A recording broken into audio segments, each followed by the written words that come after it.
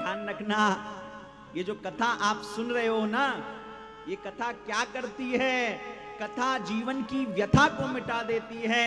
और इस सब के साथ साथ कथा जो है ना, आपके जीवन में धन धान्य सब कुछ देती है। भागवत क्या है? बोले भागवत कल्प वृक्ष है। तव कथामृतम तप्त जीवनम कपिभिरीडितम कल्मषापहम श्रवण मंगलम श्रीमदाततम भुवि गृह्णन्ति ते भूरिदा जना। बोले कथा क्या करती है? बोले कथा कवियों को जो है कविता प्रदान करती है। कथा जो है जो लोग हैं उनके जीवन की कलमशों को नष्ट कर देती है। कथा क्या करती है? कथा पता है क्या करती है?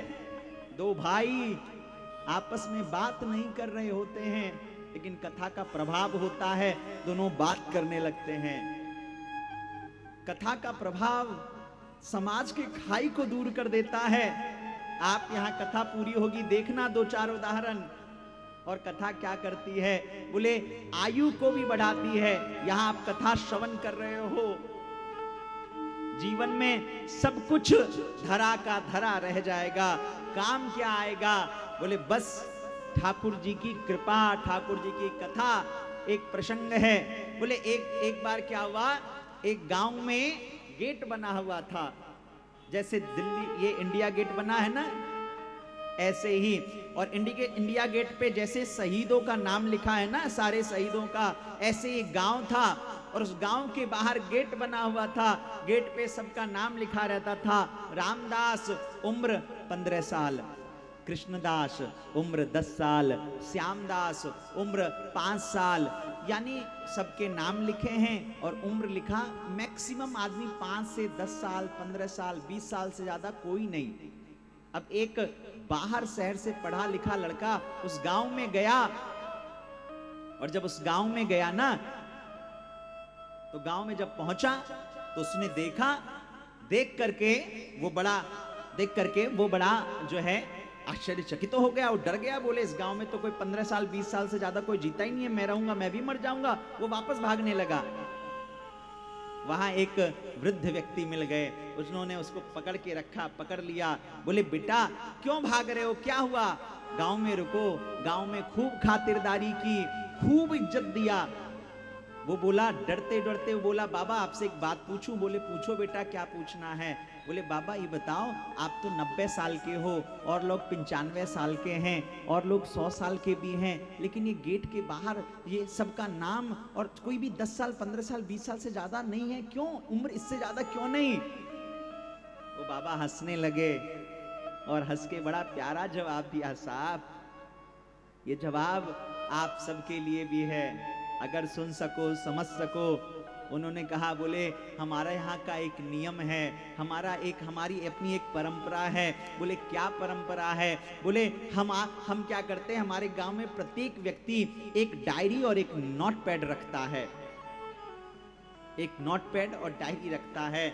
और डेली जब वो शाम को सोता है ना, तो सोते समय क्या करता है, लिख देता है आज दिनांक 28 दिसंबर, और आज मैं 3 घंटे गया वहां कथा सुनने।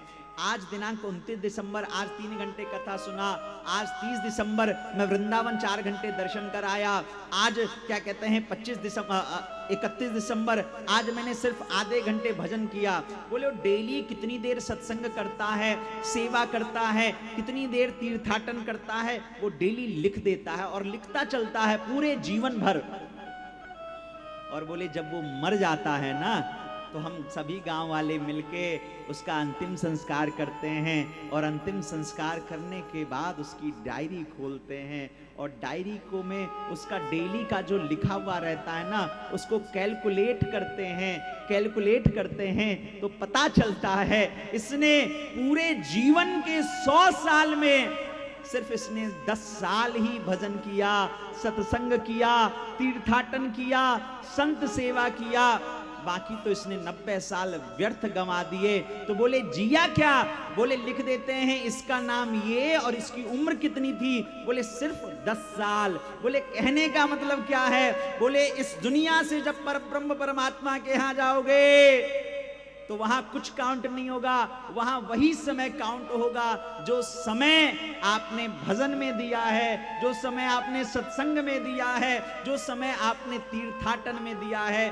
बाकी जो दुनिया में समय दिया वो सारे समय व्यर्थ रहेंगे। यानी समझो आप सबके जीवन के 7 दिन की आयु भी बढ़ गई है। 7 दिन आपने यहाँ कथा सुना है ना, ये सुन रहे हो ना, ये परमात्मा के यहाँ काउंट होगा कि दिल्ली वाले, रोहिणी वाले और ये पूरी दुनिया वाले ये जो कथा सुने हैं यही समय जो है सार्थक होगा। बाकी तो जो घूम लो, बहुत सारे लोग अभी 25 से 31 दिसंबर के बीच में पार्टी करते हैं, एंजॉय करते हैं, सेलिब्रेशन करते हैं, लेकिन वो अपनी बात है।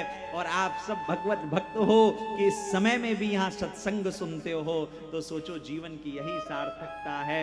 यही भाव रखो, यही ठाकुर जी से प्रार्थना करो, हे नाथ अब तो ऐसी दया हो, हे नाथ अब तो ऐसी दया हो जीवन निरर्थक जाने न पाए।